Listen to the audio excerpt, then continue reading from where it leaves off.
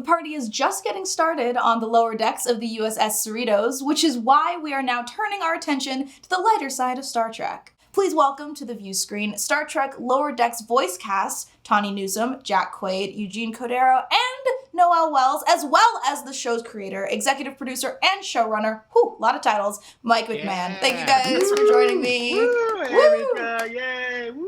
But before we get into it, I want to remind everyone that Star Trek Lower Decks is now streaming on CBS All Access in the United States, and in Canada it airs on Bell Media's CTV Sci-Fi channel, and it streams on Crave. So if you haven't watched the show yet, you should definitely go check it out. It's pretty awesome.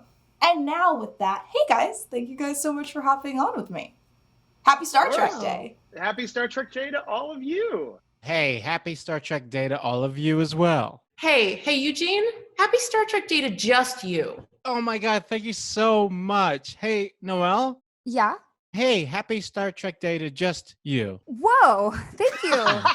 And I'm just going to keep it. Yeah. Is nobody going to wish a happy Star Trek Day to me? Nope. Come on. We got it. What are you doing? Well, for all of you guys, quick question. So we're halfway through season 1 of Lower Decks, and fans have a good sense of what the show is, who the characters are, what's going on. So what has it been like as an active member of the Star Trek community since the show has debuted? I can't speak for these guys, but I've been on shows where I've obsessed and watched everything. And on Lower Decks, I'm kind of letting stuff just kind of come to me instead of digging through the whole internet. And it's been awesome. It's interesting watching the fans grow to love the characters because we all know where they go across the season. And so experiencing it through Star Trek fandom and getting to see them take first steps into the season, I mean, it's just been awesome. Like, they're catching every little thing we put in the show. It's just been wild to see it happen. I think I worked on something one time where I read everything, and even if it was like not even negative, just like something I wasn't expecting, I was like, they don't get it, and I messed up everything. So I think I'm done doing that. Like Mike, I'm kind of letting things trickle up to me, and like I've been blown away with like some people have made some amazing fan art. I've seen some people cosplay as us already in quarantine, which is insane and like a huge honor considering the circumstances, and it's just been awesome. I like to browse the hashtag, and like Mike, I get really giddy seeing when people are like, I'm not really feeling this, and then I'll see the same person 2 episodes later be like, okay, now I'm sold. This is great. I love seeing the like arc. I'm reading Twitter right now. And, What do you got? Good stuff. There's an infinite amount of information and an infinite amount of opinions. But fortunately the show's great. And so I just see great stuff. I hope that's everybody else's. It's one of those things where I guess I'm getting a little cocky about it, where I'm just like, I don't care what you guys think. I think it's great. And I'm going to enjoy it. And then I prance around my house with my shoulders up. I don't know if you guys have seen this, but every time somebody likes the show, they're like, I liked it the first time I watched it. Then I really liked it the second time I watched it. The third, fourth, and fifth times, I really started to get it. And then I watched it with my family. I'm like, okay, I think people like this show. Oh my, well, it's so great to hear that there's such an amazing reception to this show. And since the show is halfway through the season, I gotta know for all of you, what's been your favorite storyline so far? Because in the last episode, fans just watched, for instance, we were introduced to Boimler's girlfriend, which freaking hilarious. So if that's your favorite moment so far, that is valid, but I want to hear from all of you.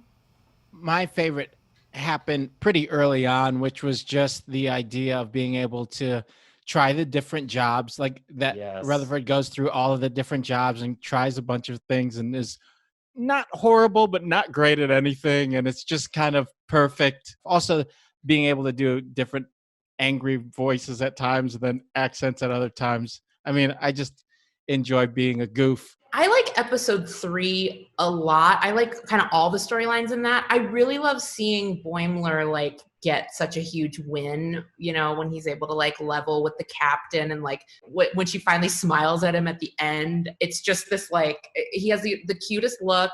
And it's so heartwarming because he's maybe really the only character besides Tendi that would get that excited from just like an approving look from a captain. Like it's such a small moment, but it like means everything to him. And then I'm still mad at Mike. I'm mad at you for drawing Ransom so hot because it's confusing and strange for me as an adult human woman in the 3D world. I don't like it. I don't like the ego trip that it gives Jerry O'Connell. I don't think it's healthy for him or us. So beautiful job, animators. Please dial it back in the second season. One of my favorite moments in the show is when Mariner gets promoted and she hates it. I just love seeing all the kind of menial, boring things that the bridge crew does when no one's looking. Like, I love that they have a talent show. The entire talent show is great. That poker game, that boring ass poker game kills me every They time. all fold. You all fold, They you all fold. dull pieces of trash. I love in episode 2, I think that's when you really start to understand not the fully fleshed out versions of all the characters, but why the Lower Deckers are such friends. And I think that it's partially about how good you have to be in Starfleet and to be in Star Trek, like how good at your core. That episode really landed for me when we were writing it and the way it came together, that like, these are really wonderful characters to write and they're really, really good friends. And that feels really good. So that's my cheater answer for favorite part. The other thing I like is that, and this is another cheat because it's not about any of these guys, it's something like on top of it. I love that opening sequence. I love seeing the ship for a second. The music is beautiful. The effects are amazing. You've got that classic TNG style kind of credit font and seeing all these guys' names up there, like it just warms my heart. Like I'm really proud of this show, and I get to see that at the top of every episode, and it's just awesome. Yeah, I like seeing my name up there too. That's my favorite part. Well, you would expect that with like a cartoon, but it's like it happens in every Star Trek show. So I don't know. I was like even though it makes total sense that our names would be up there because they have been in every other Star Trek intro. When I first saw my name up there, I was like, oh, well, okay. Like, I don't know. I've never seen cartoons with like opening credits for the actors. I think it was the ship and the font and everything that Mike is talking about that made us feel like, wait a minute, are we part of something that is, like, I hope I did it okay. Like it's crazy. Yeah. You spoke on it a little bit before, but I want to feel like all of your detailed reactions. How did you feel when you first saw the final product of episode 1? You saw your names in the Star Trek font. It was real. What was going through your mind? I mean, I'll tell you guys, I felt super relieved because we were not done with any of it when we went into lockdown. Our priority number 1 was keeping everybody safe, and priority number 2 is if we're going to keep making the show, it's got to be as good as if we did it without quarantine. It's got to be great. And there's some stuff that was hard. Like, these guys can tell you we've been doing ADR like this. Like we've been doing lines in our closets and we've been doing, Jack's pointing at his home studio now. The music was completely recorded during quarantine, individual musicians that you had to stitch together. And it, I think every show has unexpected difficulties. And I think this one was a big one, but when it finally all came together and you could just sit back and actually look at it, it really blows you away. Like it's really awesome and it's really funny and it comes at you fast and it's all the good Star Trek you want, but also all this stuff that you never knew you wanted. So a huge relief, and I'm really proud of it. I think the score really set the tone for me of like how epic it is. And I'm just so impressed of how many people came together to make this and how it's such a seamless product. Like it's such a seamless show. It feels like real people. Like that's how lived in the animation feels in the space and the amount of work that goes into creating something from nothing. Literally, we don't have even objects and somebody's drawing that and giving it its physicality and a realness that makes it bigger than an animated show. It doesn't feel like a cartoon. It feels like a show, I didn't realize how comforting all the like TNG era set and stuff was going to be. Like, I didn't realize that I had been missing that because as I've been enjoying Discovery and Picard, they look very different. And I never thought like I just thought of them as different series, and I hadn't really dealt with it in my mind that I was like missing like the L cars and just the weird hushed carpeted hallway and the scooped archway. Like, why is every wall somehow curved but also has corners like, all over the ship? It's just this conundrum.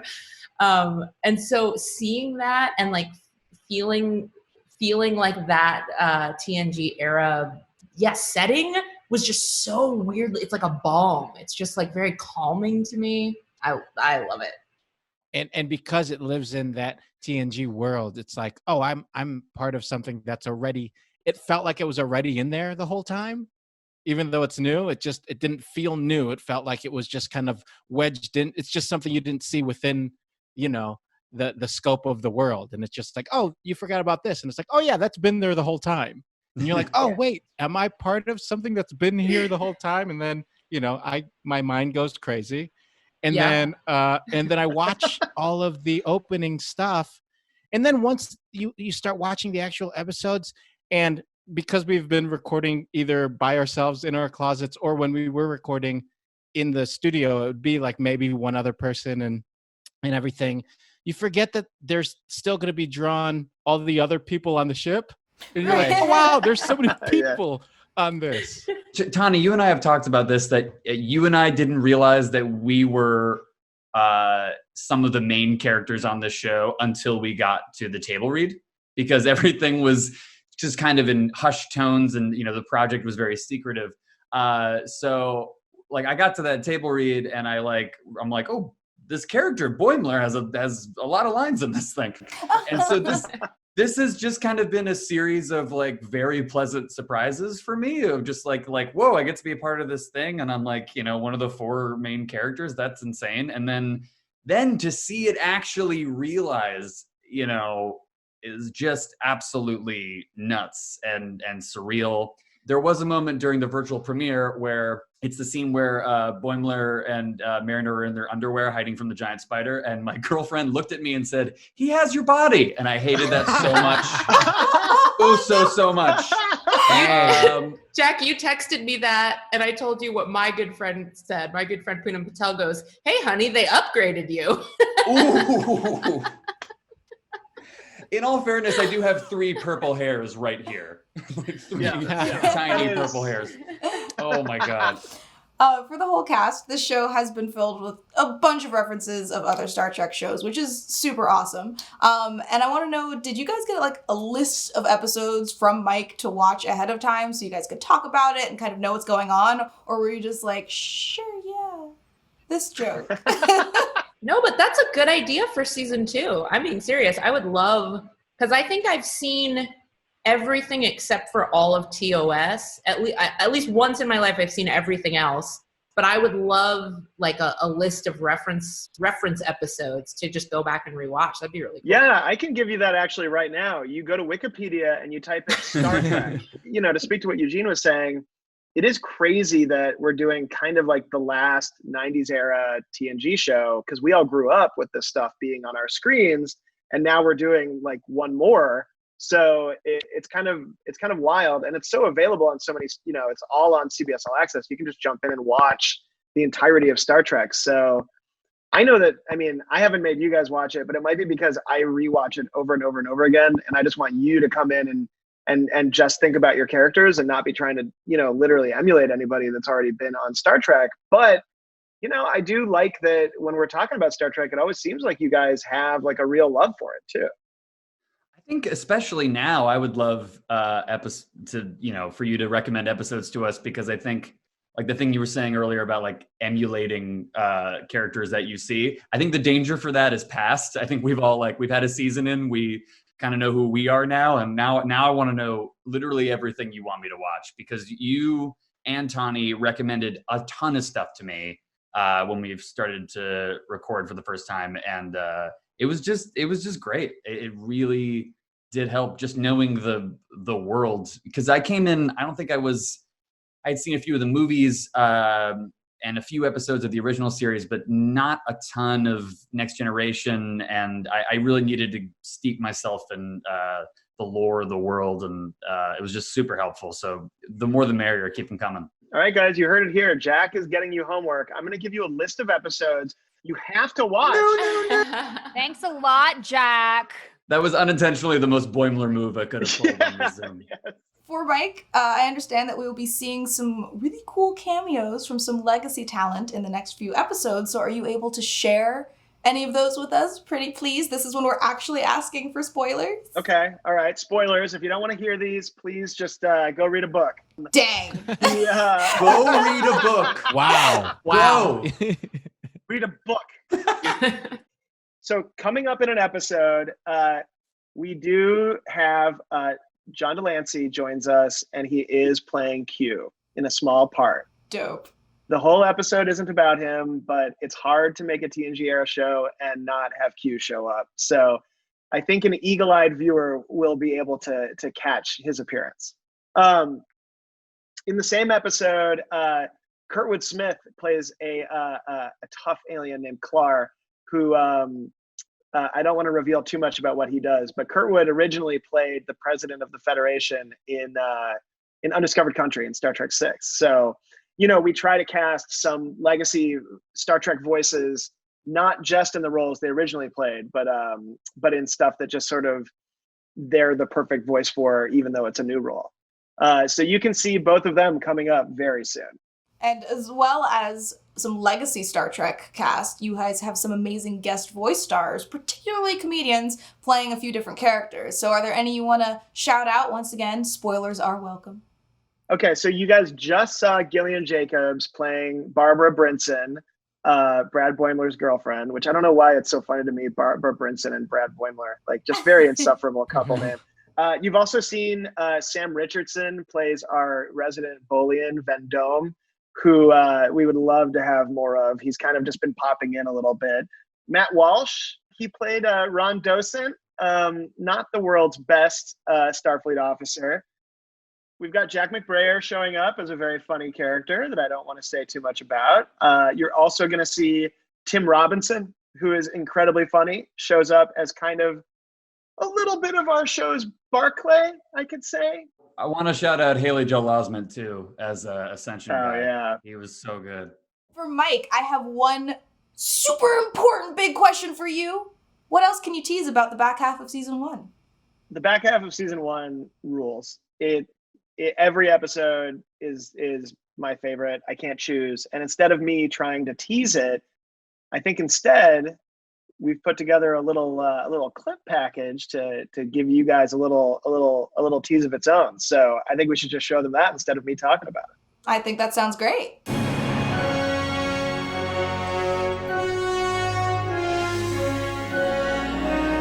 She never fails to take my breath away. I wish I could kiss her and squeeze her. Excuse me? The Cerritos is a handsome lady. You're damn right about that.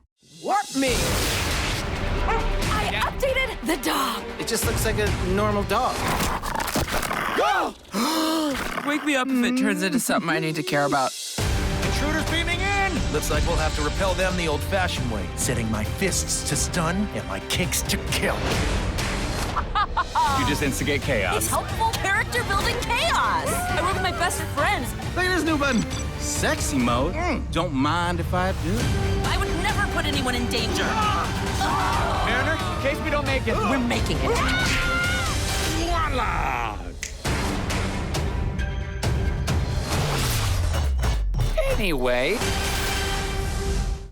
Awesome. And on that note, I want to thank you guys so much for hanging out with me today. I am so stoked to see the rest of season 1, which again, Star Trek Lower Decks is streaming on CBS All Access in the US, and in Canada airs on Bell Media's CTV Sci-Fi channel and streams on Crave, so definitely check it out. And one more time for the cheap seats and everybody way in the back, today, on Star Trek Day, you can support our Star Trek United campaign by tweeting the hashtag #StarTrekUnitedGives. And for every person that does, CBS All Access will donate $1 to the organizations who do the real-world work of championing equality, social justice, and the pursuit of scientific advancements. All things Star Trek, essentially. So Mike, Tawny, Jack, Eugene, and Noel, I hope you guys have a great Star Trek Day, and hopefully we'll talk again soon. Happy Star Trek Day! Happy Star Trek Day! Jack, that is not to you. Just not really happy quick, Star could Trek just Day to before you. we go, No, could someone no, just one absolutely person? not. Not Everybody you. cut Okay, it. just all right.